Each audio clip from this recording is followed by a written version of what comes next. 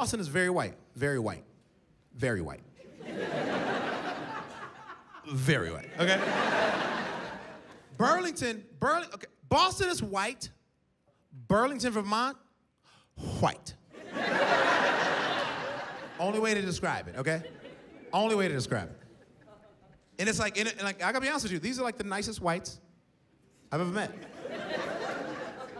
And I got a lot of white friends, big fan. But these whites are like, I mean, I don't know, they got together at some point, and they got together, and, you know, at a farmer's market or something, whatever. And they came as a meeting, they're like, hey man, we're gonna be the best whites out here. Y'all ready to do this? And they're like, 1, 2, 3 whites. And then, and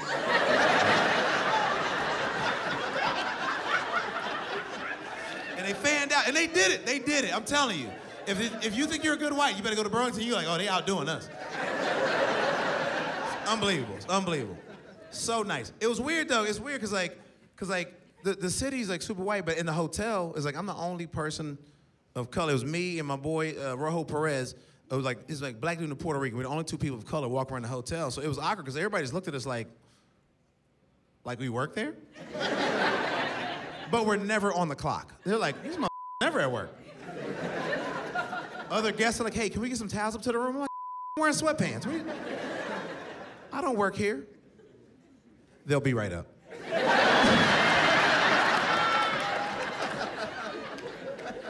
Then I pass them in the hallway, they're like, where are my towels at? I'm like, oh, did we forget? My bad, I'm sorry. Luckily, we didn't have to leave the hotel much because the comedy club I was in was like the basement of the hotel, okay? So like we didn't really have to leave, all right? -8 outside, it's like comedy club, like parking garage on the side, same floor, right?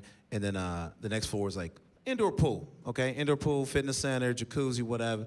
Then a lobby, okay? And then floors, you know, how hotels work, right? But the elevator ran from the top floor of the hotel down to the parking garage, so it's -8 outside. The elevator was like 15 degrees at all times. Okay? I've never in my life had to prepare for an elevator before. I never had to be like hat, mittens, scarf. Time to get on the elevator. Never had to do that before in my life. And at one point, like it was like Friday night, and my boy Rojo was on stage, and I forgot my headphones. I'm gonna go upstairs, get my headphones. I like to listen to music before the show, okay? So get in the elevator, and his family, white family, if you forgot where I was, it's like, hey, can you hold the elevator, right? 4 kids, 2 adults, and 6 people if you don't know math, right? And so they get on with me. And so you know how you get in the elevator, it's cordial. You don't like speak, but it's like, hey, you know, you good? I'm good. You know, whatever. I'm gonna stand on my side, you stand on your side. And like, hey, can you hit the 5th floor? Yeah, no problem. So I took my mitten.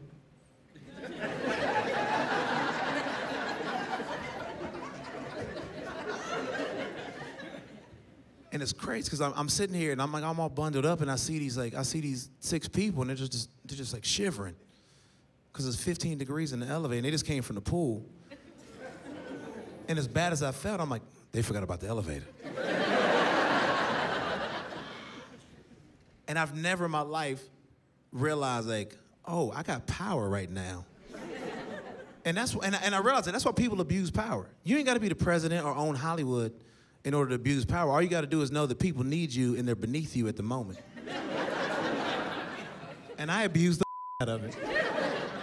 Cause like I look as a young black dude, like I've never had the fate of a white family in my hands before. And I knew at that moment this will never happen again. And as bad as I felt, because I don't want these kids to get sick.